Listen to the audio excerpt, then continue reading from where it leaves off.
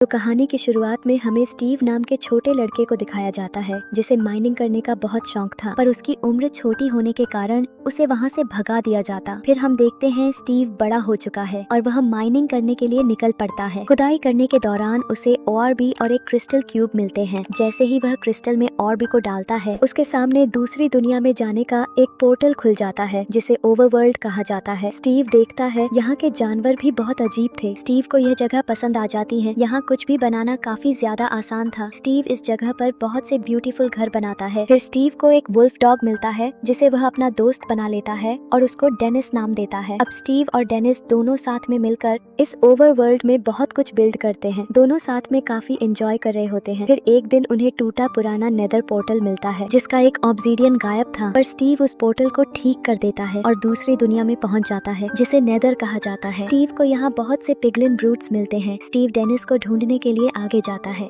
आगे उसे पिगलिन की महारानी मलगोशा मिलती है जो स्टीव को बंदी बना लेती है और ऑरबी को भी अपने पास रख लेती है। अब मलगोशा ऑरबी के जरिए पूरे ओवरवर्ल्ड को अपने कब्जे में करने की तैयारी कर रही होती है, पर स्टीव ऐसा होने से रोक देता है। वह ऑरबी क्यूब को डेनिस के पास दे देता है और डेनिस ऑरबी को लेकर वहाँ से भाग जाता है। ओवरवर्ल्ड से होते हुए वह अर्थ में पहुँच जाता है जहाँ वह स्टीव के घर के अंदर घुसकर ऑरबी को बेड के नीचे फेंक देता है और दोनों क्यूब अलग हो जाते हैं और इस कारण ओवरवर्ल्ड से अर्थ आने का पोर्टल बंद हो जाता है। फिर हम देखते हैं गैरेट गैरिसन जो कि गार्बेज मैन से मशहूर है। वह अपनी दुकान की तरफ जा रहा है। वह अपने जमाने का मशहूर गेमर रह चुका है और उसने कई मेडल भी जीते हैं, लेकिन अब गैरेट का धंधा काफी मंदा चल रहा होता है। वह स्टोरेज वॉर्स में एक लॉकर खरीदने आता है। डैरिल उससे कहता है, मेरे पास तुम्हारे लिए एक नायाब लॉकर है जिसमें बहुत सी चीजें रखी हुई हैं और एक 1978 की अटारी कॉस्मोस भी है। अटारी कॉस्मोस का नाम सुनते ही गैरेट उस लॉकर को लेने के लिए काफी ज्यादा एक्साइटेड हो जाता है और उसे काफी महंगे दामों में खरीद भी लेता है, पर उसके अंदर कुछ बच्चों के टूटे पुराने खिलौने मिलते हैं और वह और भी क्यूब भी। यह सब देखकर गैरेट बहुत दुखी हो जाता है और चुपचाप वहाँ से चला जाता है। थोड़ी दूर जाकर उसकी गाड़ी से धुआं निकलने लगता है। वो गाड़ी से उतरता है और गुस्से में चिल्लाने लगता है। उसकी जिंदगी परेशानियों से भरी हुई थी। फिर हम देखते हैं नैटली और इसके छोटे भाई हेनरी को जो अपनी माँ की मृत्यु के बाद जगलास शहर में रहने आए हैं। यहाँ डाउन उन दोनों का स्वागत करती है और नैटली इस उम्र में जो कुछ कर रही है उसके लिए उसे अप्रिशिएट करती है। हेनरी एक क्रिएटिव लड़का था जिसे नई नई चीजें बनाना बेहद पसंद था। अब हम देखते हैं आज नैटली के काम का पहला दिन है। वह चिप्स फैक्ट्री में फुल टाइम जॉब करती है और इधर हेनरी स्कूल जाते हुए कुछ समय के लिए गैरेट की दुकान में आता है। यहाँ आकर वह गैरेट से कुछ देर बातें करता है और फिर चला जाता है। वाइस प्रिंसिपल मार्लिन हेनरी के एडमिशन लेने से काफी खुश थी और उसकी तारीफ कर रही थी। फिर क्लास शुरू होती है और मिस्टर गंची सबको केले और संतरे की ड्राइंग करने के लिए कहते हैं, पर हेनरी केले के साथ एक रॉकेट लगा देता है जिसे देख सभी उस पर हंसते हैं। फिर हेनरी अपने दोस्तों का मुंह बंद करने के लिए एक रॉकेट तैयार करता है, पर एक लड़का उस रॉकेट की एक वायर को काट देता है। जैसे ही रॉकेट उठना शुरू करता है उसकी डायरेक्शन चेंज हो जाती है और वह चिप्स फैक्ट्री के बड़े पोटैटो से जा टकराता है और यहाँ उसकी बहन को काम से छुट्टी लेनी पड़ती है क्योंकि यह फैक्ट्री शहर की सबसे बड़ी फैक्ट्री थी। यहाँ प्रिंसिपल मार्लिन हेनरी को डांटते हुए उसके गार्डियन को स्कूल बुलाने के लिए कहती है। इधर हेनरी अपनी बहन को स्कूल में बुलाने के बजाय वह गैरेट को कुछ समय के लिए उसके अंकल बनकर स्कूल में आने के लिए कहता है। हेनरी उसे कुछ पैसों की लालच देकर स्कूल बुलाता है। फिर हेनरी भी उसके साथ चला जाता है। हेनरी देखता है रॉकेट की कैलकुलेशन तो सही थी। फिर वह अपनी डायरी को डस्टबिन में फेंक देता है। हेनरी वहाँ पर रखे हुए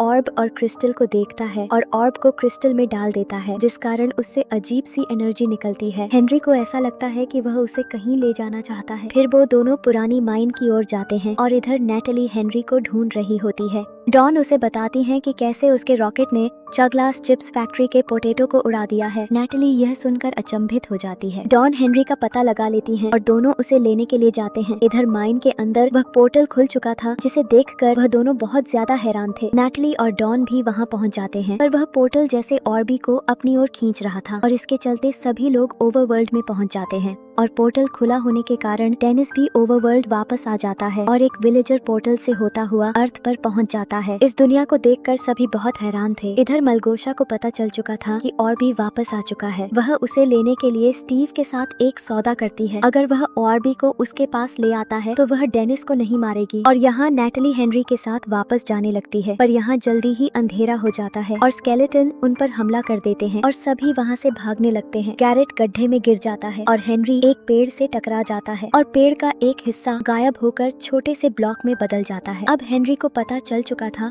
कि वह पेड़ों को अपने हाथों से तोड़ सकता है और नीचे जमीन पर लगा सकता है। इस तरह वह एक घर बना देता है और कुछ समय के लिए सभी सुरक्षित हो जाते हैं। गैरेट वहाँ आता है। हेनरी ब्लॉक को तोड़कर उसे अंदर खींच लेता है। फिर वहाँ पर एक क्रीपर आकर फट जाता है, जिस कारण अब सभी मुसीबत में थे।